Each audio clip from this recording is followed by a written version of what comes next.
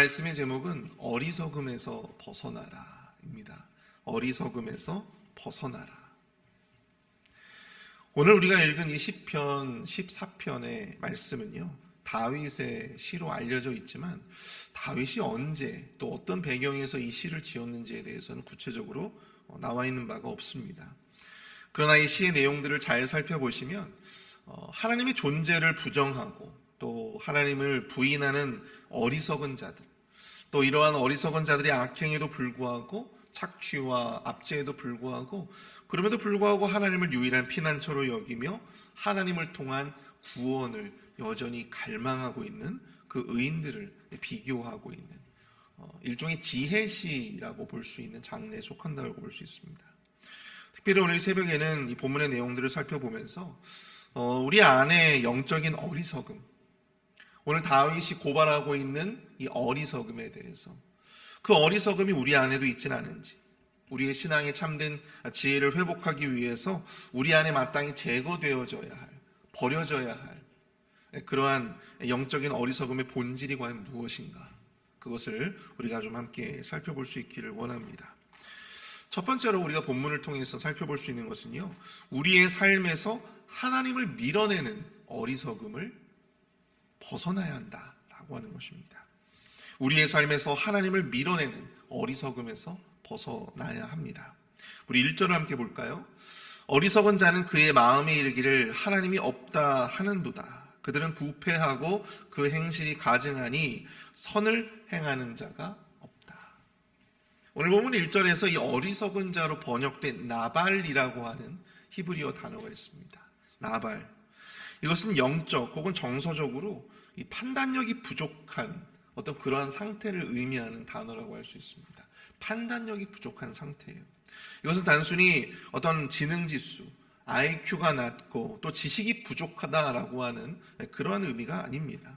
오히려 이 피조물로서의 자신의 위치와 정체성을 망각하고 하나님 앞에서 영적인 교만함으로 일관하고 있는 어떤 그러한 상태, 바로 그것을 나발, 어리석은 자다, 그렇게 표현하고 있는 것이죠. 사무엘상 25장을 보시면요, 여러분이 나발이라고 하는 이 이름을 가지고 있었던 한 사람을 보게 됩니다. 그의 부모는 어떤 생각으로 자식의 이름을 나발이라고 지었을까요? 바로 이 아비가일의 전 남편이었던 사람이었습니다. 그는 갈렙 족속의 후손으로서 양털을 깎던 사람이었어요. 그는 총명하고 용모가 아름다운 아비가일이라고 하는 아내를 가지고 있었습니다.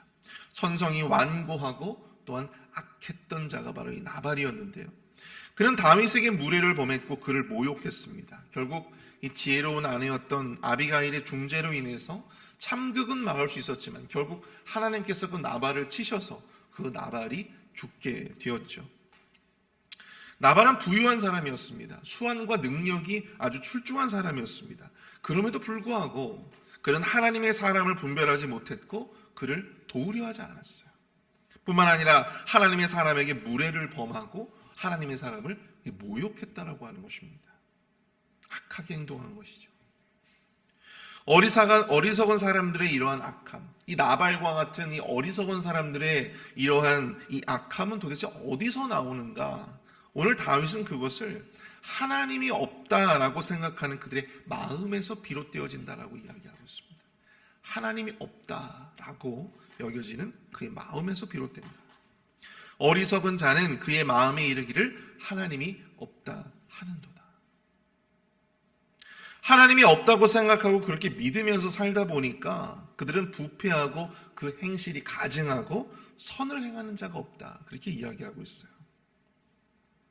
근데 여기서 이 하나님이 없다라고 하는 구절에 대해서 우리가 분명히 구분을 좀 해야 될 필요가 있는데요, 다윗이 이야기하고 있는 이 어리석은 자들 중에서 하나님의 존재를 의심하는 자들은 아마도 아무도 없었을 것입니다. 당시 이스라엘의 종교적인 문화를 볼 때 하나님의 존재 그 자체를 부정하고 부인하는 사람들은 아마도 한 사람도 없었을 거예요. 여기서 말씀하고 있는 이 하나님이 없다 그 마음에 생각하며 악을 행하는 자들은 어떤 사람들이냐?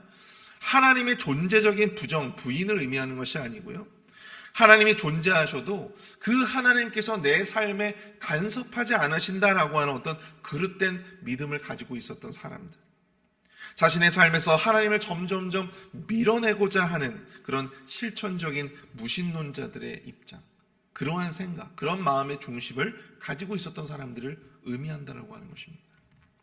하나님의 존재는 인정해요. 그러나 삶에서 하나님이 없는 것처럼 생각하고 행동하며 살아가는 사람들, 바로 이러한 자들이 바로 오늘 이 다윗이 이야기하고 있는 어리석은 자들의 본질이다라고 하는 것입니다.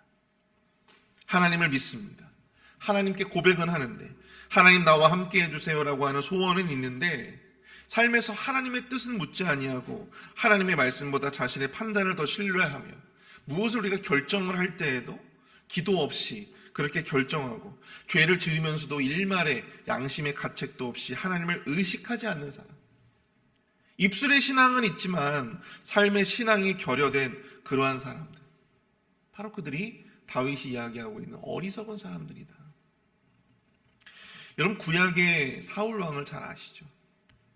그는 성경에서 대표적인 실천적 무신론자였습니다. 사울도 하나님의 존재를 부정한 적은 없어요. 하나님을 인정했습니다. 그러나 중요한 결정을 할 때에는 언제나 상황 중심적이었고 자기 중심적이었다라고 하는 것을 피할 수 없죠.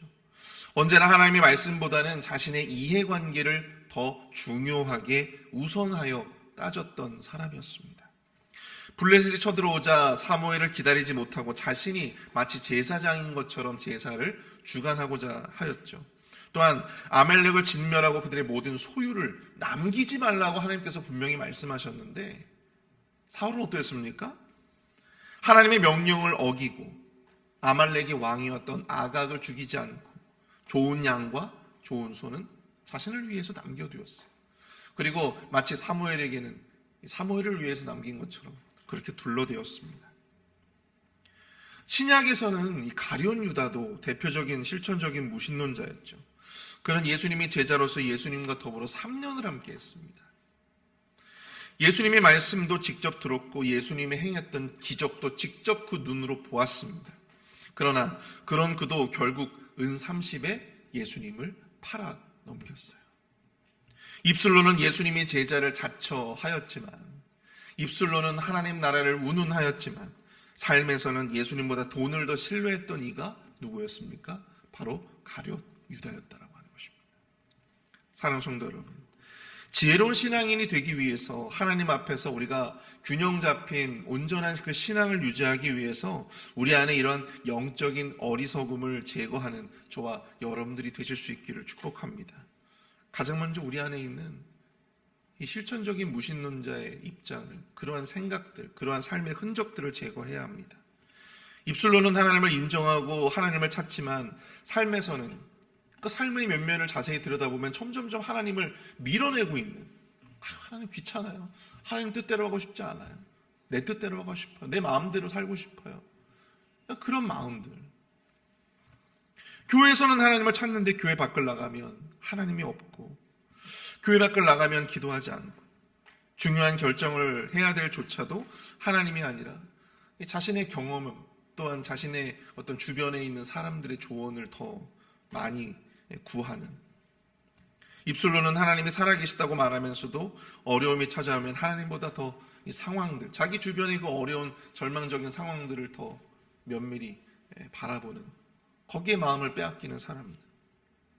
아무리 말씀을 들어도 이 삶의 현장에서는 믿음보다 자신의 삶의 손익계산을 먼저 따지는 그런 우리의 선택의 모습들, 그 바로 21세기의 나발의 모습이다라고 하는 사실입니다.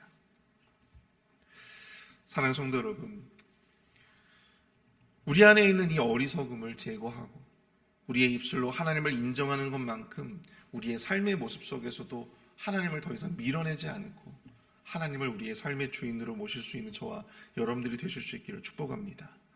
우리의 삶의 모습 속에서도, 우리의 선택의 순간에서도, 교회 밖에 있는 우리의 삶의 지경 안에서도 믿음으로 더욱더 하나님을 의지하며 나아가실 수 있는 그런 우리 모두가 되실 수 있기를 축복합니다.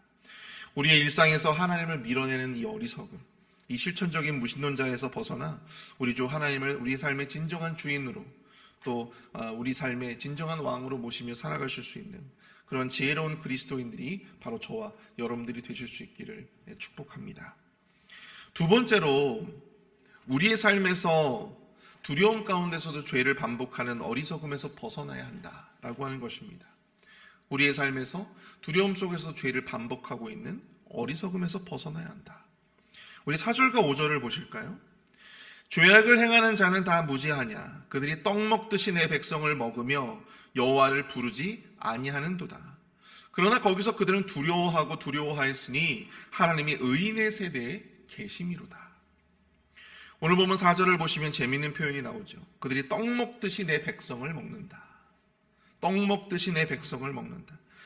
여기서 이 구절의 의미는 이 죄악을 행하는 자, 즉 하나님이 없다 여기는 이 실천적인 무신론자들을 의미하는데요. 이들이 하나님의 백성을 착취하고, 이 먹는다라고 하는 표현은요, 착취하고 압제한다라고 하는 그런 의미를 이야기하고 있습니다. 여기서 이 먹다라고 하는, 특별히 이 히브리 단어 이 아칼이라고 하는 이 말씀이 사용되어지고 있는 것은 우리가 일상적으로 이렇게 식사를 하듯이 무언가를 먹듯이 그렇게 아무렇지 않게, 아무런 죄책감 없이 대수롭지 않게 하나님의 백성들을 압제하고 착취하는 어떤 그런 악인들의 행동들을 묘사하기 위해서 사용되어진 단어이다라고 하는 것이죠. 그런데 그럼에도 불구하고 그들은 그렇게 하나님을 떠나 선을 행하지 않고 오히려 의로운 사람들을 착취하고 압제하는 그러한 삶을 사는 것에서 두려움을 느낀다라고 하는 것입니다. 그것도 그냥 두려움이 아니에요. 두려움에 두려움을 느끼는 거예요. 두려워하고 또 두려워하는 거예요. 왜 그렇습니까?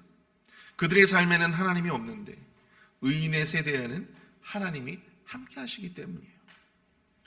어리석은 자들은 떡 먹듯이 악을 행하면서도 그 이면에는 자신의 악행으로 인한 강한 두려움을 갖는다라고 하는 것이죠. 자신이 착취하고 악행을 저지르는 의인의 세대들 가운데 하나님이 함께 하시기 때문에. 근데 그럼에도 안타까운 것은 그들이 그 악을 돌이키려 하지 않는다라고 하는 것입니다. 분명히 내가 악인들을, 내가 의인들을 착취하고 압제하면 그들과 함께 하시는 하나님께서 분명히 나를 심판하실 것이 뻔한데도 불구하고 거기에 대한 어떤 은연중에 두려움을 가지고 있음에도 불구하고 하나님께로 돌이키려 하지 않는다라고 하는 것이죠. 악을 멈추려 하지 못하는 그러한 어리석음. 그럼 이것이 바로 우리가 제거해야 될 어리석음의 본질인 것입니다. 출애굽기에 나오는 여러분들 이 애굽왕 바로를 기억하시죠? 그는 10가지 재앙으로 말미암아 하나님의 능력을 보았습니다. 하나님이 얼마나 이 권능의 하나님이신지를 그들이 경험을 했어요.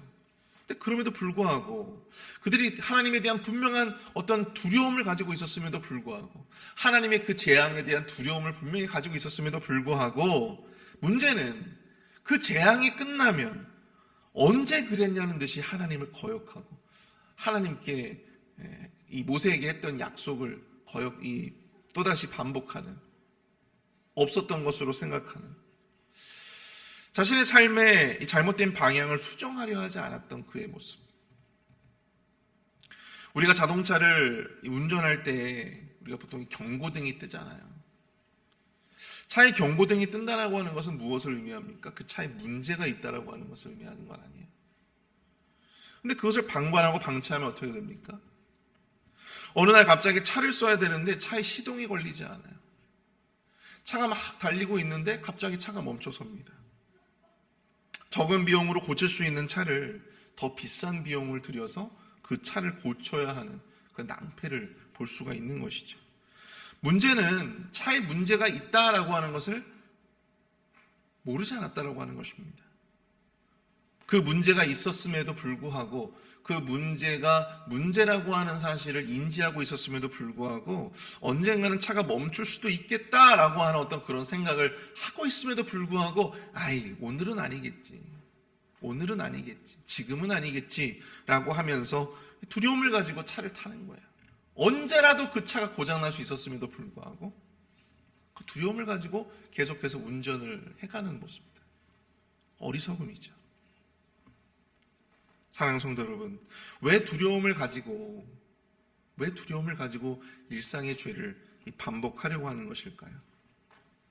왜 두려움을 가지고 있으면서도 하나님께로 돌아가려 하지 않는 것일까요? 왜 회개할 기회가 있음에도 불구하고 그 문제를 고치려 하지 않을까요? 어리석은 자가 다른 사람이 아닙니다. 바로 마음속 깊은 곳에 자신의 이러한 행동으로 인한 두려움을 안고 있음에도 불구하고 내가 이렇게 행동하면 하나님께서 좋아하지 않으시겠지라고 하는 어떤 하나님의 심판에 대한 두려움을 가지고 있음에도 불구하고 지금은 아니겠지라고 하면서 하나님의 경고를 계속해서 밀어내는, 밥 먹듯이 악을 반복하고 있는 그러한 사람들, 그것이 바로 우리 안에 마땅히 제거되어져야 할 어리석음인 줄로 믿습니다. 6절과 7절을 한번 보십시오. 너희가 가난한 자의 계획을 부끄럽게 하나 오직 여호와는 그의 피난처가 되시도다. 이스라엘의 구원이 시온에서 나오기를 원하노도다. 여호와께서 그의 백성을 포로된 곳에서 돌이키실 때 야곱이 즐거워하고 이스라엘이 기뻐하리로다. 말씀을 정리합니다. 여러분, 두려움 가운데서도 악을 행하는 자들, 악을 계속해서 반복하는 자들과는 달리 악인들의 압제와 착취에도 불구하고, 그럼에도 불구하고 여호와 하나님을 자신의 피난처로 여기며 여전히 하나님의 구원을 갈망하는 자들이 있어요. 바로 누굽니까? 바로 의인들이에요. 오늘날에도 악인들은 의인들을 패배시키고 좌절케 하는 모습들을 우리는 심심치 않게 만나볼 수 있습니다. 그러나 그럼에도 불구하고 의인들은 여호와 하나님을 피난처로 여기며 하나님의 구원을 갈망하며 살아가고 있어요. 의를 행해서 의인이 아닙니다. 여러분, 특별히 그들이 의로워서 의인이 아니에요. 단지 그들은 악인들과는 달리 하나님을 자기 삶에서 밀어내려고 하지 아니하고 하나님 자신의 삶에 하나님을 더욱더 함께하고자 하는 어떤 그러한 마음이 있었기 때문이죠. 하나님의 의인을 보시는 기준은 분명합니다. 좌절과 낭망 속에서도 여전히 하나님을 의지하고 바라보려 하는가? 여전히 그의 삶 가운데 하나님을 삶의 주인으로 모시고자 하는가? 여전히 하나님을 자기 삶의 구원자로 신뢰하며 바라보고 있는가? 사랑하는 성도 여러분, 자기의 상황에 따라서 하나님을 밀어내고 내 어떤 삶의 이해관계를 위해서 하나님을 이용하는 어떤 그런 모습들, 그런 악인들의 어리석음이 우리 안에서 제거되어야 할 줄로 믿습니다. 비록 우리의 삶에 실패가 있고 악인들이 우리를 괴롭게 하고 악인들이 우리에게 어떤 실패와 좌절과 낙심을 준다 할지라도 그럼에도 불구하고 하나님을 여전히 우리의 피난처로 여기며 여전히 하나님을 자신의 구원자로 갈망하는 그 의인의 DNA가 우리 모두에게, 우리 모든 성도님들에게 심겨질 수 있게 되어지기를 축복합니다. 우리 이 시간 말씀을 생각하면서 함께 기도하길 원합니다. 우리 안에 있는 영적인 어리석음을 제거하여 주시옵소서.